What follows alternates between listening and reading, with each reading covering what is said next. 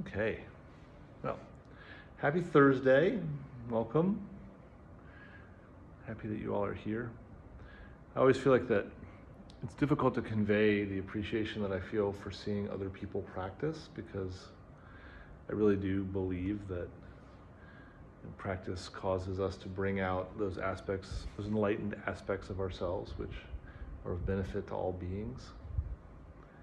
And Mahayana Buddhism, Zen Buddhism, that's the form of Buddhism that is not only interested in my own well-being and my own enlightenment, but also in the enlightenment of all beings. And so when we come and we practice, and then we go out and the ripples of our practice flow into the world, we help everyone. So thank you for being here and for doing that. I wanted to give a talk based on a quote from a decidedly not Buddhist person. That person is Carl Jung, who is one of the parents of modern psychology, even though he was born in 1875. So this quote is almost 100 years old. But he said, "I am not what happened to me. I am who I choose to become."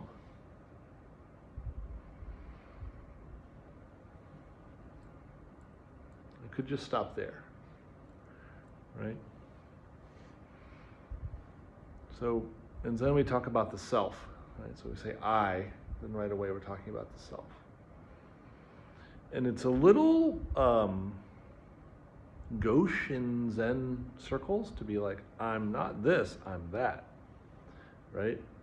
Because that's just a new opportunity to create a pitfall, right?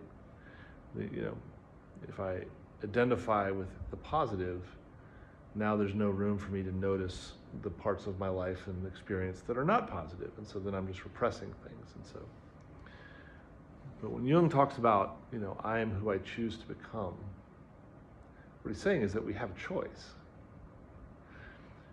And so if we think about the identity, who am I?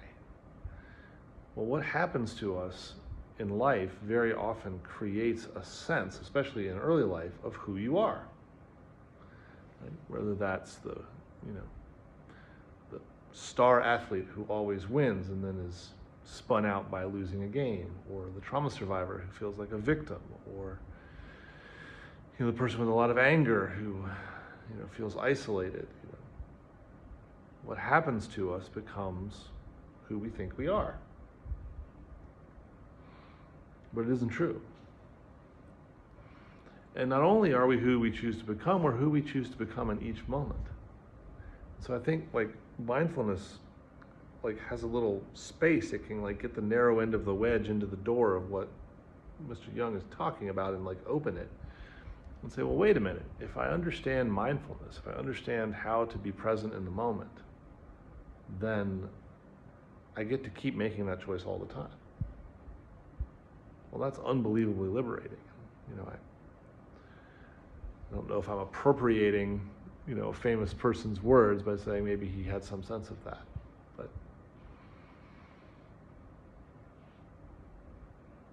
I find it very empowering, this notion that, because sometimes I find myself being a version of myself that I regret being or don't enjoy. But wait, I could choose to be a different one right now. Because really being stuck in the past is depression, right? Being stuck in the future is anxiety. We only really have this spot right here. The choosing happens here. Choosing happens in this moment.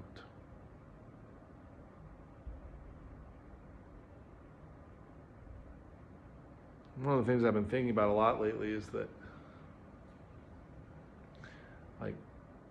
we have our history and we have our experiences and we have all the messages about who we're supposed to be, and we evaluate ourselves as we go through life based on how other people react to us, and we sort of have this endless flow of gain and loss, of winning and losing, of self-love and self-loathing, of there's just this highly complex, endless, infinite flow. But I've been sort of thinking like, is that just like a nervous system just kind of going through the world? Like, is that me? Or is that just some responses? Like, when someone shines a bright light in my eye and I go like this, I don't think that's not me, right? I'm just responding to the light in the natural way that you would. But from that logic, like all of my responses to everything are, to some degree, the natural response, right? Like the natural response of a war veteran who has PTSD when they hear a loud bang is to wince. It's natural. Now that person can go and do EMDR and reprocess the trauma and feel better and not do that anymore maybe, right? But however we're responding moment by moment, that's how we're responding. That's the response that has come up. It doesn't mean anything, right? It doesn't have any fixed form. It's empty. You know, in Zen we say emptiness is form, form is emptiness. You know, what does that mean? You know, form is emptiness means that every fixed form is changing. You know, I used to have lots of curly hair, now I don't have any, right? Fixed forms are changing, right? Emptiness is form means that everything comes out of something else. So emptiness becomes form. You know? Two people fall in love and they conceive a child. There was no child. Now the child, you know, comes into the world. Right? Emptiness becomes form. But also that child keeps changing all the time. Form becomes emptiness. And ultimately dies. Right? It really becomes emptiness. So, but in that emptiness, people think Zen is nihilism. They think it, you know, oh, we believe in nothing. It's like, no, we believe in emptiness, that there's nothing fixed, right? Because everything that is, right? You can't argue with it, it's too late, right? Everything you like and everything that you have aversion to already is. And so then what are we gonna do? Well, we have to work with all of it. We work with our reactions, we work with our situations, you know. The reason why people meditate so much once they get into this is because you start to recognize how much content life actually brings us to work with. And so that choosing, who do I become? You know, who do I manifest in this moment? Had an interaction today with someone at work, and basically they were, you know, explaining, they were thanking me because they had expressed a concern and I fixed the problem like a while back, and now they brought me another concern. And I was like, oh, well, let me see what I can do about that. They're like, I really appreciate that you actually care. I was like, oh. I didn't bow, but I kind of wanted to, right? Sure, yeah, well, I do. But I mean, you know, I didn't take that any kind of way. It was a little surprising because I'm like, does no one else? Like, isn't that the natural response when someone brings you an issue? And the answer is yes, right? That is the natural response. It doesn't mean that that's everyone's response. A lot of times people's responses are clouded by all kinds of, you know, toxic patterns and past history and, you know, fixed beliefs and unexamined, you know, patterns.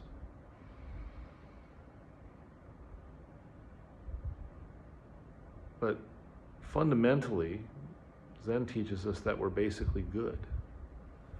Right? This is one of the differentiators in this path from other paths. I'm not trying to bag on other paths, but a lot of paths will say, you know, well, humans are fundamentally flawed and you have to do A, B, C in order to get fixed. Zen says you're fundamentally perfect and complete, lacking nothing, and you can reveal that right now. Right? Hi. Oh, I'm so glad that worked out. Oh, you have another problem? How can I help? Like, that's it. Like, that's enlightenment. Like, it's not, you know, I'm not going to levitate for you. Right? Enlightenment is like, feed the dog, wash the dish. When someone needs assistance, provide assistance if you can. Perhaps they've asked for assistance with something you can't do or something that's unethical. Then say no. Right? It's not fixed. It's empty. Right? It shifts. Which is why this notion of I choose who I'm becoming is so important. Because it's up to you, right? It's really, really up to you, right? No one's coming to save you. Which is actually good news because you don't have to wait. You can start now. You start saving yourself right now.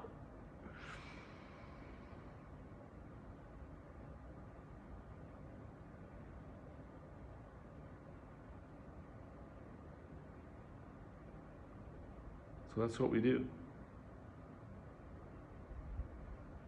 Each breath, you choose. If you choose something that you later don't want, that's fine. Just choose differently. But at least make it a conscious choice.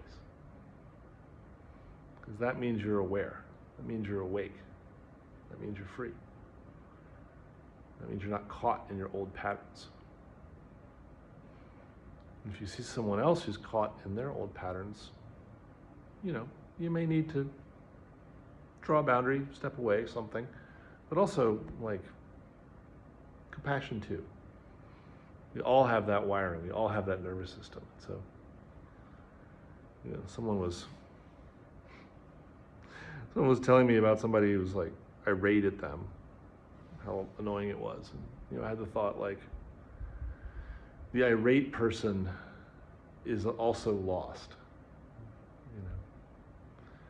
They talk about Karens, on the internet. Well, I worked retail for 6 years. Karens are just human beings who are dysregulating because their nervous system is acting up. But, maybe they'll learn to sit. And maybe they'll start to make that choice in each moment.